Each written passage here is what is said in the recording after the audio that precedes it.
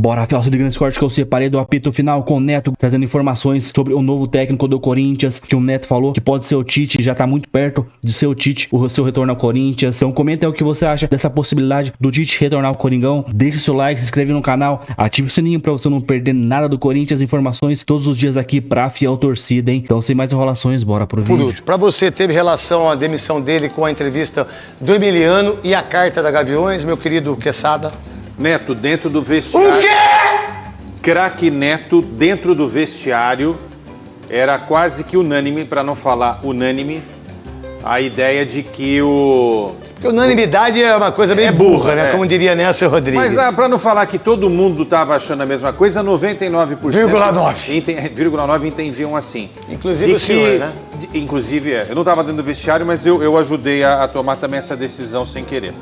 Eu acho que ele só externou aquilo que era uma opinião do elenco. Aí tá todo mundo jogando em cima do Memphis. Agora, é claro que quando um cara... E o que ele disse? Pra gente bem pontuar.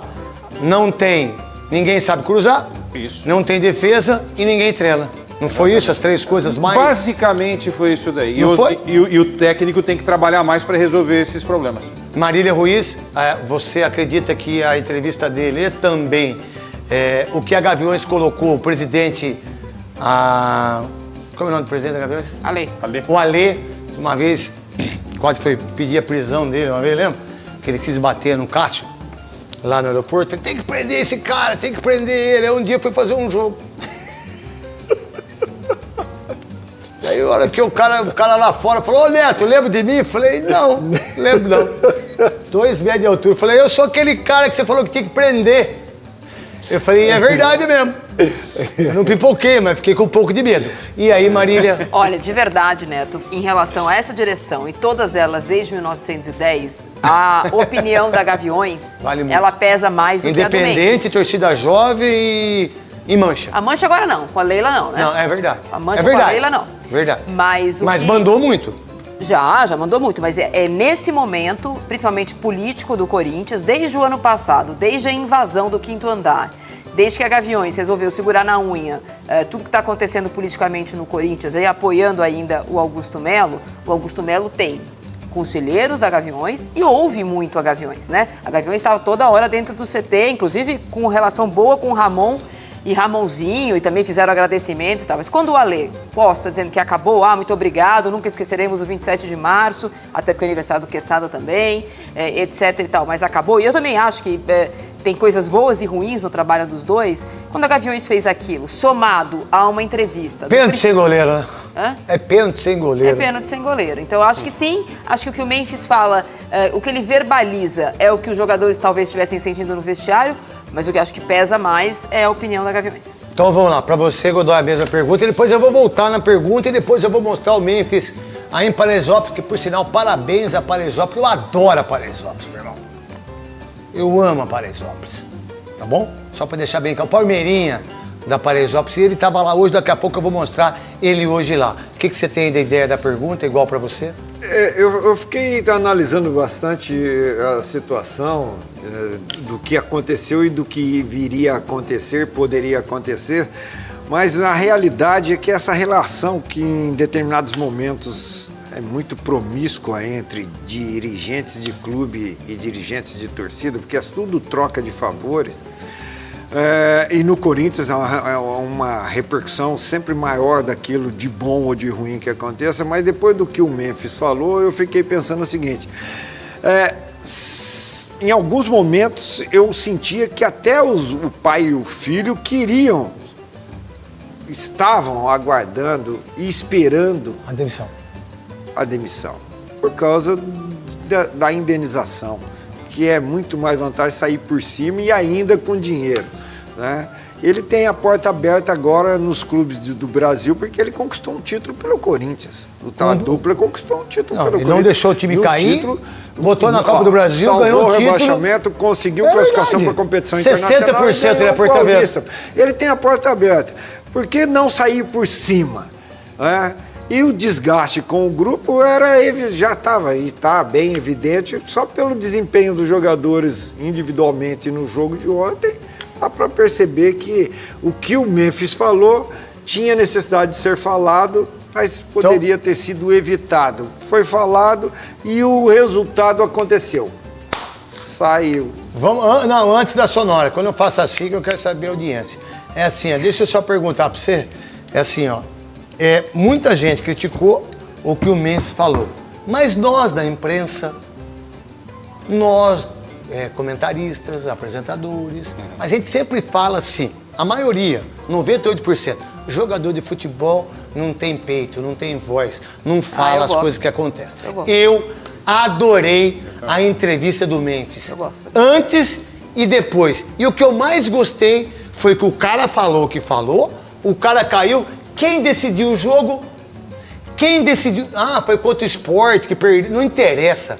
Quem decidiu o jogo? Memphis. Quem fez gol aos 10 segundos? Quem fez o segundo gol? Memphis. O Memphis Depay. Porque se tivesse perdido o jogo, nós íamos estar arregaçando com ele, meu irmão. E nós somos assim. O que você pensa disso? Depois que você falou, eu só assino embaixo. Perfeito, é isso. Agora, o Memphis é gigante, acho um baita no jogador. Tá louco, irmão. E agora com o novo técnico, se for o Tite, eu acho que vai dar uma tabelinha incrível. Vai ser o Tite! Olha. Tite Memphis vai ser um negócio extraordinário. Agora, ele falou, teve peito, assumiu e foi o sincerão. E eu concordo com você, eu sou um dos críticos, porque a gente também não entrevista mais ninguém, né, Neto? Essa é a verdade. Antigamente você saía lá do campo, a gente entrevistava, ficava meia hora conversando. Não, ele só deu entrevista. Também. A verdade, a maioria dos jogadores dá entrevista pro Podpah. Essa é a grande verdade, não é mentira minha? E parabéns ao Igão, que eu amo pra caramba, e amo o Mítico, eu amo o Vitor, eu amo todo mundo a Podpah. Mas hoje o Podpah, ele conseguiu pegar todas as entrevistas de todos os jogadores no YouTube. Tá tudo certo, não tem problema nenhum. Eu não coloco mais. Eu não reproduzo mais. Por quê? Porque eu não vou reproduzir, que é uma visão minha do meu programa. Do meu não, da Band, mas quem faz sou eu. Eu que faço, isso eu que faço mesmo, acabou. E eu acho do caramba o que o Igão faz, o que o Podpah faz. O Garro deu entrevista pra alguém? Foi na Gazeta? Foi aqui no Jogo Aberto? Foi no Donos da Bola? Foi no Bola na Rede das 6 horas da Rede TV? Foi na Record? Não, foi no Podpah. Então, e que parabéns ao Podpah. Eu nada contra, mas também nada a favor. Então, meu irmão, cada um joga com o que tem de bola.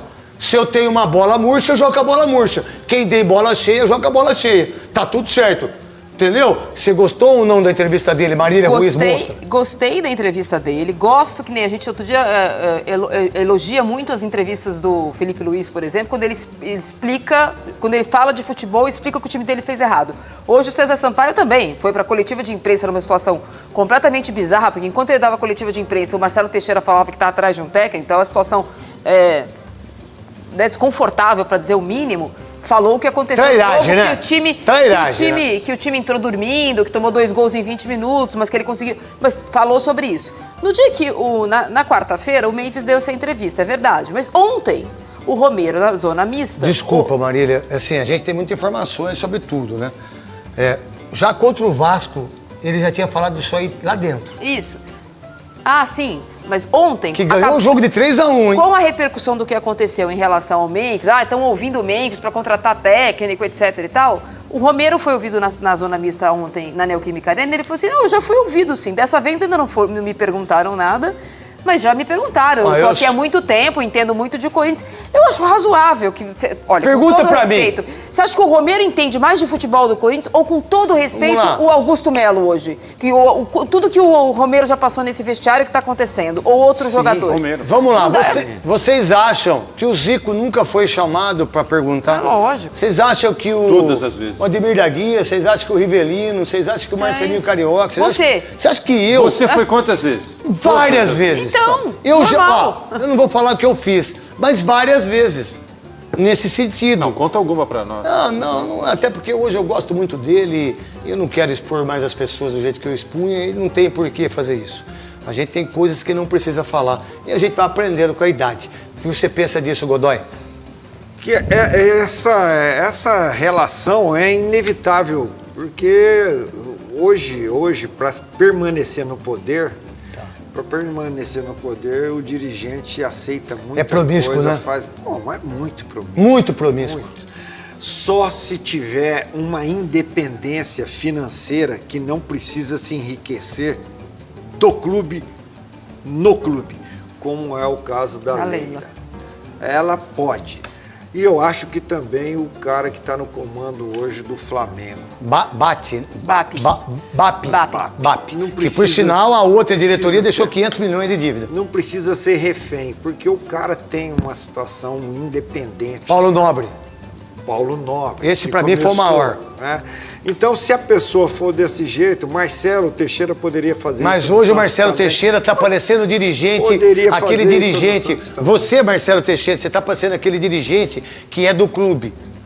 Você não é mais o Marcelo Teixeira que era do Santos. Então, essas pessoas, sim, podem se dar ao luxo de deixar a torcida, essa torcida que mama, às vezes, na teta do clube, de lado. E se voltar mais para o torcedor no âmbito geral. Vamos lá, então. Em âmbito geral, a gente está aqui nesse estúdio maravilhoso. Só de dizer uma coisa para vocês todos. A informação que eu tenho, e que não sai da informação da Marília, do que sai, não é da maioria, mas eu já disse isso nos donos da bola sem saber, que o Tite sempre foi o primeiro nome. E que esperava uma conversa do Tite com os dirigentes, com o Fabio Soldado, com o Augusto, com o pessoal da direção do Corinthians. E que o lugar mais fácil para atingir o Tite não é o Tite, é o filho.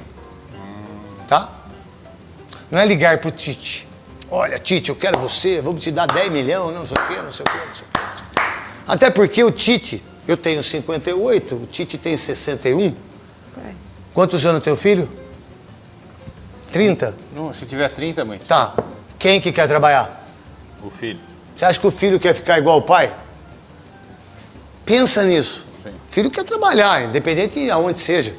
Independentemente de onde seja. 36. 36 anos. E ele cresceu muito na profissão, o filho do Tite, o Matheus, né? Então, aí que está a grande jogada e que, por sinal, no meu ponto de vista, eu não vou cravar, mas o Tite vai ser o novo treinador do Corinthians. Eu não tenho dúvida disso. E ele é o maior treinador da história do Corinthians.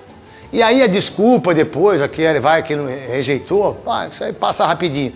A gente vai colocar o ilustra do Memphis Depay aqui, que ele estava na Paraisópolis hoje, que por sinal é um lugar onde tem o Palmeirinha de Paraisópolis. Ele gosta muito disso, certo?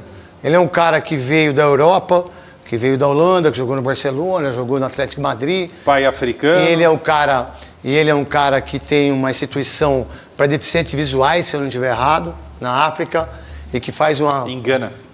engana, né? Ele faz uma coisa incrivelmente maravilhosa e é uma visão dele, e ele está lá com as pessoas de Paraisópolis, tirando foto para todo mundo, pegando o celular das pessoas, com as crianças que estão lá.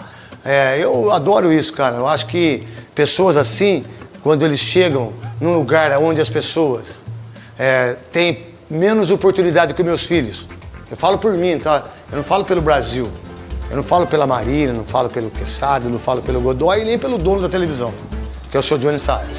Eu falo por mim. Os meus filhos vão ter muito mais oportunidade e têm muito mais oportunidade daquelas crianças que estão ali. E quando você enxerga um Memphis Depay no lugar que eu convivo, no lugar que eu tô ali, no lugar que é pá, pá, pá, pá, no lugar que tem pancadão, no lugar que eu não posso sair, no lugar que eu não tenho oportunidade de escola, no lugar que as pessoas não têm como trabalhar, e eu vejo esse cara ali, eu falei, opa, será que eu não posso ser um Memphis Depay? Será que eu não posso ter uma oportunidade como ele? E ele tratando as pessoas assim, as crianças assim, é isso que eu gosto. É isso que eu acho legal por parte desse rapaz. Então, Vamos pro break. informação importante, né? Tá analisando também a vitória do Corinthians ontem em cima do Sport, mais informações do Memphis Depay indo lá na favela de Paraisópolis, né? Tirando foto, ele que sempre faz isso. Não fazia, faz um tempinho, na verdade, né? Tava se resguardando ali depois das críticas. Todo mundo tá falando que o Memphis tava saindo demais, etc e tal. Ele deu uma parada. Porém, mano, se o Tite vai pro Corinthians, tem muita gente que não gosta do Tite, cara. Vocês, cara, quer criticar o cara na seleção brasileira e no Flamengo. O Flamengo, dane-se o Flamengo. O Flamengo lá, o cara era boicotado lá a panelinha do Gabigol. Então, cara, o cara é o maior treinador da história do Corinthians. E eu aceito fácil aqui isso do Dorival. Claro que eu queria mais o Dorival do que o Tite, mas o Tite também eu aceito fácil. Pra mim, os três treinadores que que seria pra mim hoje do Corinthians, Dorival, Tite e Sampaoli. Então, qualquer um dos três, não me vê com Carille, hein? A gente ficar nessa aí, de repente vai e não acerta com o Tite e começa a especular Carille de novo aí. O Carille é horrível, não dá. Mas, a gente esperar agora, mano, não pode passar de hoje, hein? Hoje é segunda-feira, amanhã já é terça, já tem jogo importante na quinta, no domingo, Flamengo. Então, cara, a diretoria tinha que estar com alguém encaminhado já antes de demitir o Ramon, cara. Ficar nessa aí o grupo começa a perder treinamento. Não treinamento de treinar, os caras estão treinando de qualquer jeito, mas até adaptar uma tática nova, uma nova forma de jogar no treinador, isso toma muito tempo. Então a gente espera que o Augusto Melo anuncie logo e cobre o soldado, esse novo treinador do Corinthians, que vai ser muito importante pro restante da temporada, tem que ser certeiro. E com o retorno aí do Garro, talvez ele volte ao Garro aí daqui umas 2 semanas. Então a gente espera que anuncie logo esse treinador do Corinthians, que já tá virando uma novela, hein? Era o Dorival, tava próximo, não sei o que lá. Muita gente falou que já tinha cravado o Dorival, que já era o técnico do Corinthians. Aí o São Paulo ganhou do Santos. Não, cara, não. Aí, tipo, fala se o São Paulo perdesse pro Santos e o Dorival ia pro São Paulo. Agora, a gente não sabe realmente quem tá falando a verdade, quem tá trazendo a notícia certa. É muito complicado agora nesse meio. Então é isso. Deixa o seu like, se inscreve no canal, ative o sininho pra você não perder nada. Então até o próximo vídeo. Valeu, é nóis.